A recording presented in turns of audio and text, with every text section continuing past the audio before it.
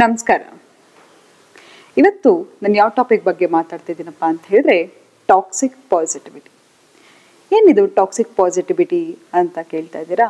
ಹೌದು, ಎಷ್ಟೋ ಸತಿ ನಾವು ಈ ಮೋಟಿವೇಶನ್ ವಿಡಿಯೋ ನೋಡ್ತೀವಿ ಅಥವಾ ಮತ್ತೊಂದು ನೋಡ್ತೀವಿ, ಹೀಗೆ ಇರಬೇಕು ಜೀವನ ಅಂತ ಒಂದು ಪಾಡ್ಕಾಸ್ಟನ್ನು ಕೇಳ್ತೀವಿ.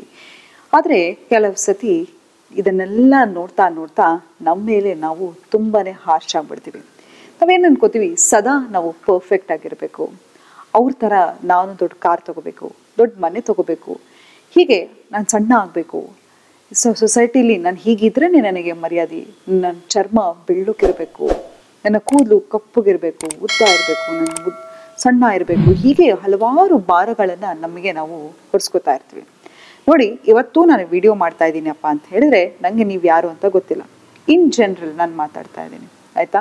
ಪ್ರತಿಯೊಂದು ಪ್ರಾಬ್ಲಮಿಗೆ ಇದರಿಂದ ಸೊಲ್ಯೂಷನ್ ಸಿಕ್ಬಿಡುತ್ತೆ, ನಾನು ಸದಾ ಈ ಥರದನ್ನು ನೋಡ್ತಾ ಇರಬೇಕು, ಮೋಟಿವೇಶನನ್ನು ನೋಡಬೇಕು, ಆ ಕಾನ್ಸ್ಟೆಂಟ್ ಡೋಪಮೈನ್ ರಶ್ ನನ್ನಲ್ಲಿ ಇರಬೇಕು ಅಂತ ಹೇಳಿದ್ರೆ ಖಂಡಿತವಾಗ್ಲೂ ನಿಮ್ಮ ಮೇಲೆ ನೀವು ತುಂಬನೇ ಭಾರವನ್ನು ಹೊರಿಸ್ತಾ ಇದ್ದೀರಾ. ಖಂಡಿತವಾಗ್ಲೂ ಇದು ಅವಶ್ಯಕತೆನೇ ಇಲ್ಲ. ನೋಡಿ, ನಾವು ಎಷ್ಟು ನಮ್ಮ ಮೇಲೆ ನಮಗೆ ಕನೆಕ್ಷನ್ ಇರುತ್ತೆ, ನಮ್ಮ ಮೇಲೆ ನಮಗೆ ಭರವಸೆ ಇರುತ್ತೋ ಅಷ್ಟು ನಾನು ಖುಷಿಯಾಗಿರ್ಲಿಕ್ಕೆ ಸಾಧ್ಯ. ಆದರೆ ಸದಾ ಖುಷಿಯಾಗಿರಬೇಕು ಅನ್ನೋದಕ್ಕೆ ಖಂಡಿತವಾಗ್ಲೂ ಸಾಧ್ಯ ಇಲ್ಲ.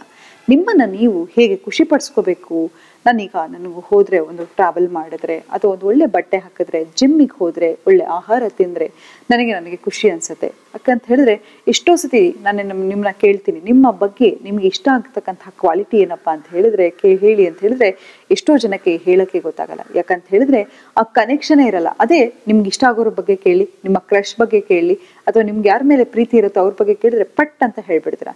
ಈಗಲೂ ನಾನು ನಿಮಗೆ ಒಂದು ಪ್ರಶ್ನೆ ಕೇಳ್ತೀನಿ, ನಿಮಗೆ ನಿಮ್ಮ ಜೀವನದಲ್ಲಿ ಒಂದು 3 ವ್ಯಕ್ತಿಗಳ ಹೆಸರು ಹೇಳಿ, ಯಾಕಂದ್ರೆ ನಿಮ್ಗೆ ತುಂಬಾ ಇಷ್ಟ.